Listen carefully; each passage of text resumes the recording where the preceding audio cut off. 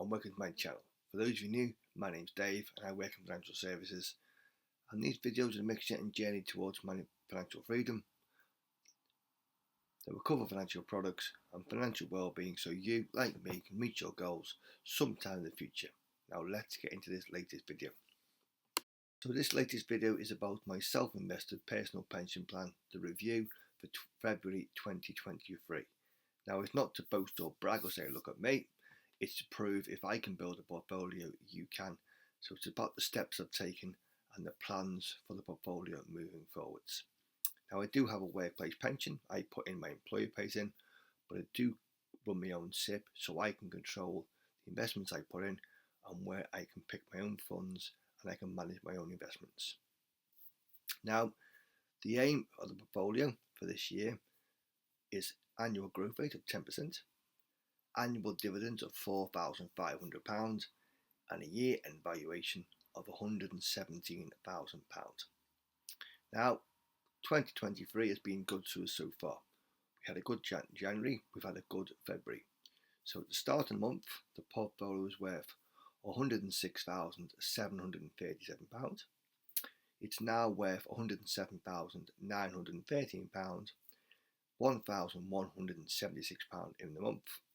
Now a year-to-date portfolio is up 10.13%, and a quick comparison, the FTSE 100 is up in 2023 of 4.66%, so a very good start during 2023 over the first 2 months.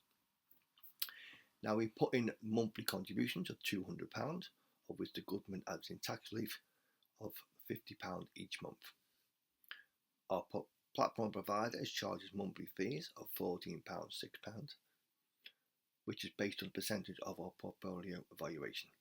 So it's roughly about the same month on month.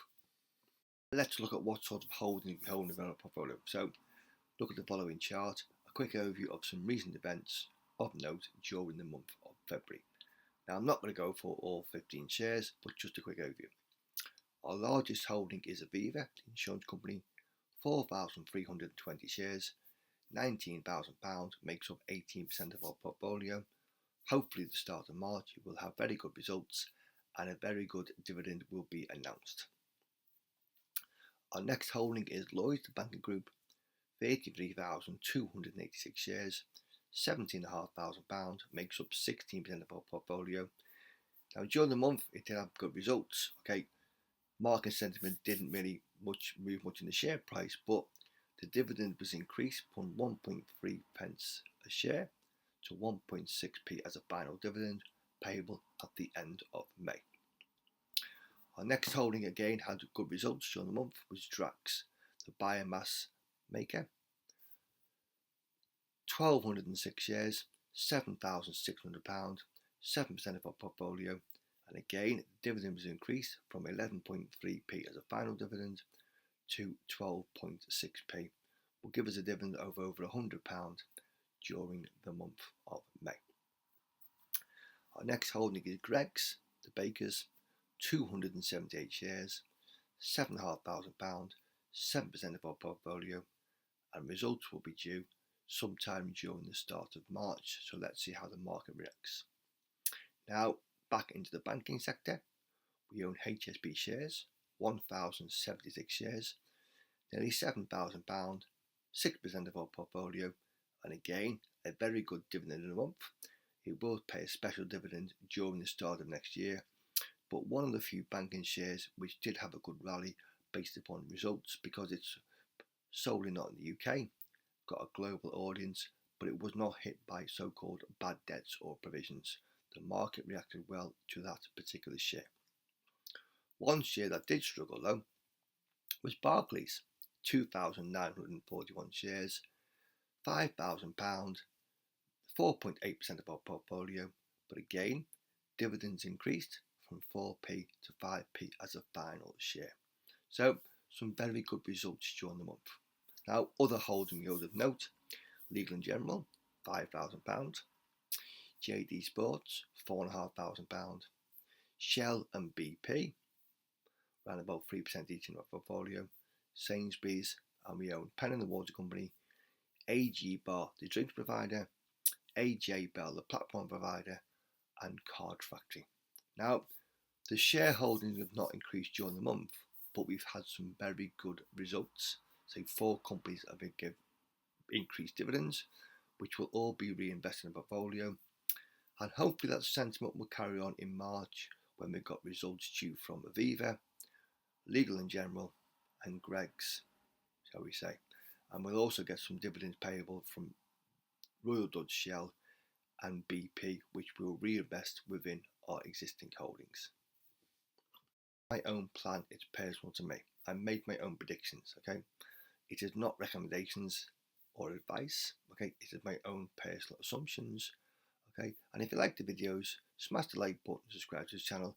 It is not a get rich quick scheme. We will have good years, we will have bad years, but as I said, the idea is 10% year on return, and all dividends will be reinvested in the portfolio to grow the portfolio within a tax-free wrapper. Now let's move on to the holdings within our selected funds. Now at the moment we own 7 funds, 5 in profit, 2 in loss. £20,115 makes up 18.65% of our portfolio, and we did top up on existing holdings. A Fidelity World Index, £240, which is currently our smallest holding, but that will increase over the next few months. We've done it to diversify away because, as I said, around about 86% was in UK and Europe. We're trying to reduce that figure. So look at the following charts. Our largest holding is a Legal & General Technology share, £6,600, 6% of our portfolio, owned around about 270 shares, predominantly based in the US technology sector, but it was done for diversification.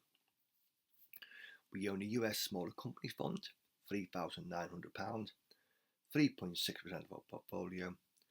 And then our next holding is quite selective, a Bally Gifford Positive Change, some kind of ESG, social governance fund, owns about 35 stocks, £3,400, 3% of our portfolio. Our next holding is a Linsug Train UK Equity Fund, excellent track record over the last 10 to 15 years, holds a core selection of quality companies within the UK. £2,700, 2.5% of our portfolio, and it did give us a dividend during the month. We own a Global Growth Fund, £2,160, has struggled recently, but 2% of our portfolio. And the holding that has struggled, our worst performance by a mile, is the UK smaller companies. Now, we personally believe UK smaller companies will outgrow larger companies, but for some reason, the share or the sector has struggled over the past 12 months based upon UK sentiment. But thankfully, this holding makes up 0.69% of our portfolio. And then our smallest holding, which we've just purchased over the last 2 months, is the Fidelity World Index. Very low fees, around about 0.12%, but it was done for diversification. Total holdings now are £525, makes up 0.49% of our portfolio, but that will soon increase because we're going to be investing around about £250 every month.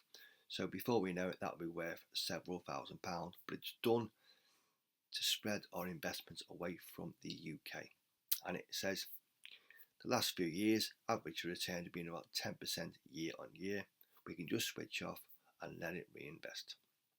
So, a collection of 7 funds. So some in profit, some in loss, but all done for diversification, all considered long-term holds, and we've got no reason to sell them shares or them funds unless market sentiment completely change or the management change.